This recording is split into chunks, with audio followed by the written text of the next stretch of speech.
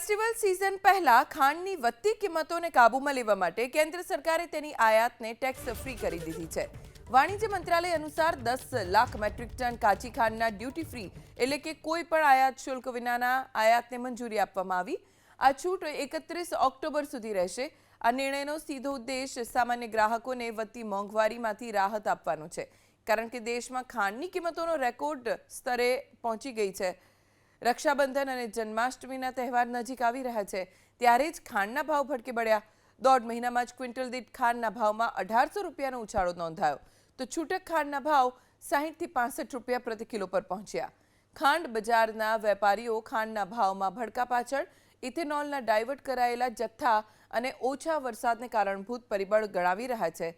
વેપારીઓના મતે અલ નીનોની અસર અને વરસાદ ખેંચાવાના કારણે ઉત્પાદન ઓછું થવાની સંભાવના છે, જેથી માર્કેટમાં સેન્ટિમેન્ટ બદલાયું છે। આ ઉપરાંત શેરડીનો પાક મોડો થવાથી અને ખાંડના ઉત્પાદનોનો મોટો હિસ્સો ઇથેનોલ બનાવવા માટે ડાયવર્ટ થવાથી માર્કેટમાં સ્ટોક ઘટી ગયો છે।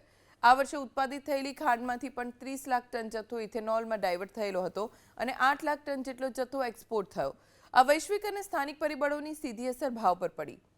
ભાવમાં વધારાના કારણે ખાંડના વેચાણ પર તેની અસર જોવા મળ્યાનો વેપારીઓનો દાવો છે।